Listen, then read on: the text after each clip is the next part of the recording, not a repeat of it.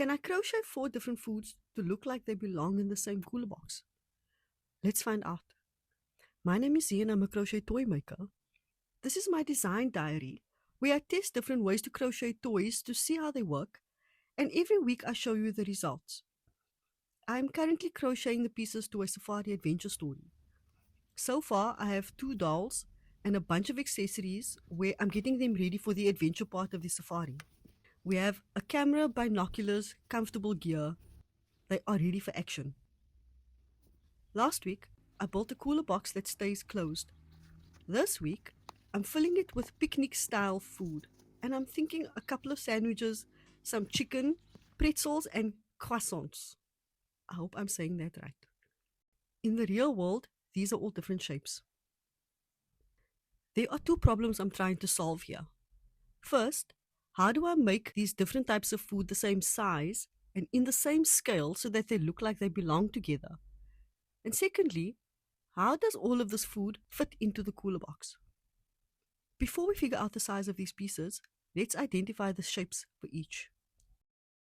A sandwich is a bunch of flat pieces. A chicken drumstick is long and skinny. A croissant is curved, and a pretzel is a loop. We are figuring out proportion here, and proportion isn't just about each piece. It's about the size of each piece in relation to each other and to all of the pieces in the story.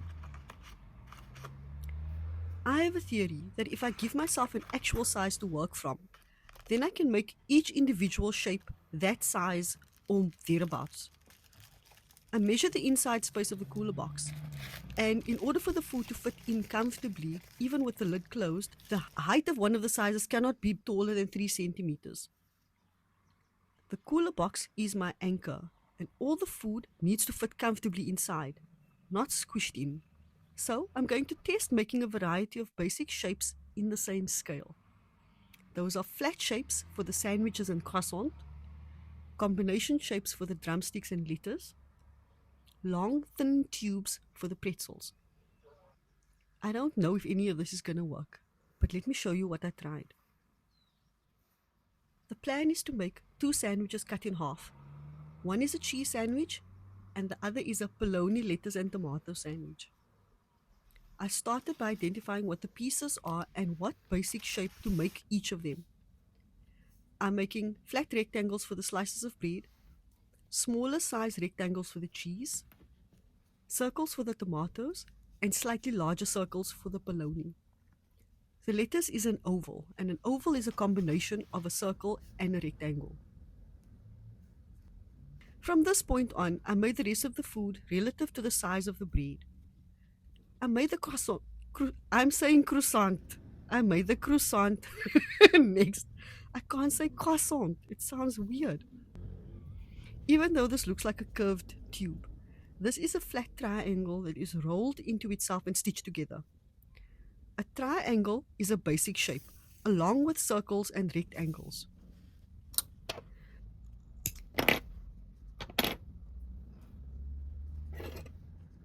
There are only so many ways you can crochet these shapes, and the basic idea behind crocheting toys using shape logic is that if you can make a flat version of these shapes, you can make a 3D version of them. The pretzel is a long tube that's been twisted with the ends sewn together. A tube is a 3D version of a circle and is probably the most common 3D shape. I've made 2 different sizes here. The first version is 4 single crochets in a magic ring, and the second is 5 single crochets in a magic ring. Even though there's only 1 stitch difference between these 2, there is a noticeable difference in size. The first one fits better with the rest of the food, but it is harder to make because it is so narrow. Lastly, I made the drumsticks, and this piece is made up of a combination of 2 shapes. I made a tube for the bone and a small sphere for that meaty part. This little circle bump is crocheted straight onto the bottom of the bone, using a technique called surface crochet. This is where you crochet a piece directly into another piece, and it is especially useful if you do not like making separate pieces that you have to sew together. Working with tiny pieces like this is awkward And if you've been following along for a while, you know that I don't particularly like weaving in my ends. I will genuinely do anything to avoid it. Surface crochet is one of those ways around that. Let me know in the comments if you would like me to make a video on that. That is an advanced technique. For this project, here are the 3 rules I learned about proportion. Rule 1. Anchor the pieces to another piece. When I first started, I used the cooler box as my main anchor because I wanted all the food to fit comfortably inside of it. I knew I couldn't make the pieces bigger than the box, obviously. When I started making the food, I used the sandwich bread as another anchor and I made everything else similar in size. Rule 2. Same size, different shapes. The sandwiches, drumsticks, croissants and pretzels are made up of different shapes, but they are all the same size. I had a size limit here, so I knew to make all the pieces that particular size. But I only needed to measure one piece, and then I made every piece of food relative to that first piece. And that's what makes them look like they belong together, even though the shapes are different. Rule 3 is keep it simple. Use shapes that you know how to crochet. Here are the shapes that I made. The sandwich with its fillings are rectangles and circles. The lettuce is an oval, and an oval is a combination circle and rectangle. A pretzel is a long, twisted tube. A croissant is a rolled up triangle. A drumstick is a combination of a tube and a sphere. We are not inventing new shapes here. These are shapes that we already know. What we are doing is arranging them differently.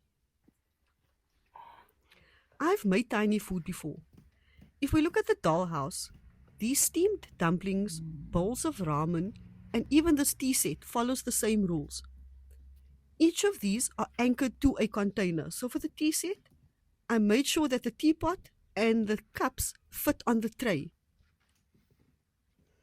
For the ramen, the bowl is the anchor and every piece needs to fit inside of it. For the steamed dumplings, it's the steamer and everything needs to fit inside the steamer. I used the same rules. I anchored it to a container.